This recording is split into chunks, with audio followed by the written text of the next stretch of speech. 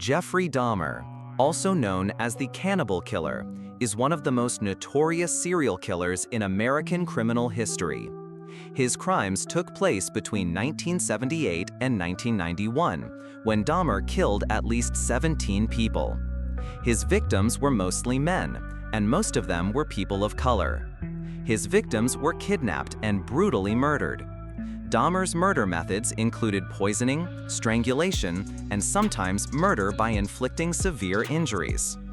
What makes Dahmer's cases so terrifying is not only the murders, but also the gruesome acts that followed. After killing his victims, Dahmer sexually abused their bodies. He also dismembered and stored body parts of his victims, sometimes eating them. Dahmer kept body parts in refrigerators and containers, leaving police stunned when they discovered them. He carried out these crimes for years without being detected. Dahmer's crimes were only discovered when one of his victims, Tracy Edwards, escaped and ran to seek help. Edwards led police to Dahmer's apartment, where they discovered gruesome evidence. In Dahmer's apartment, police found body parts, bones, and photographs of his victims.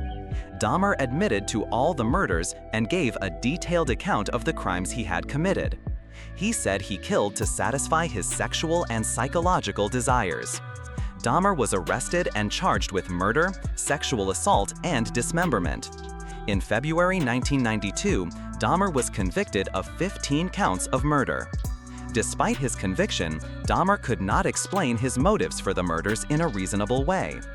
During his trial, psychologists argued that he had serious psychological problems and was a criminal with a personality disorder. Dahmer was not only a murderer, but also a lonely person trapped in his own world. During the investigation, Dahmer revealed that he felt in control when he committed the murders. Dahmer committed the crimes because he wanted to keep his victims with him forever. Part of Dahmer's behavior was the desire to possess his victims because he could not form normal relationships with them. He also admitted that killing was the only way to escape his loneliness and guilt. Dahmer lived a normal life before he began his crimes. He was a very social outcast and often felt rejected by society. He lived in a small apartment in Milwaukee where he committed all of his crimes. Dahmer also used alcohol and drugs to make his victims lose control before killing them. In some cases, he kept body parts of his victims as a way to satisfy his sick desires. Dahmer's apartment was a haunted place, filled with bizarre objects and gruesomely preserved body parts. Interviews with Dahmer after his arrest revealed many things about his criminal process.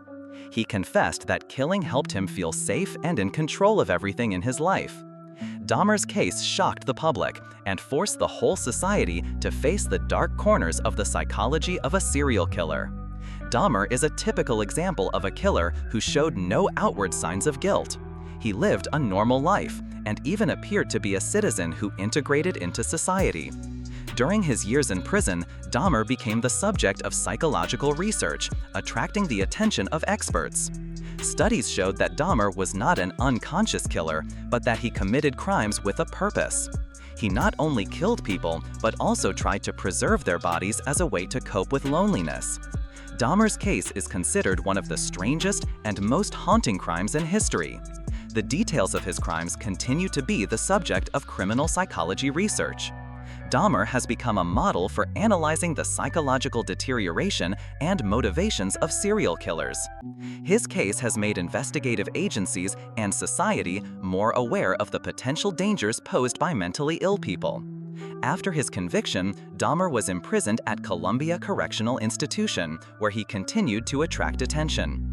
In 1994, Dahmer was murdered in prison by another inmate named Christopher Scarver.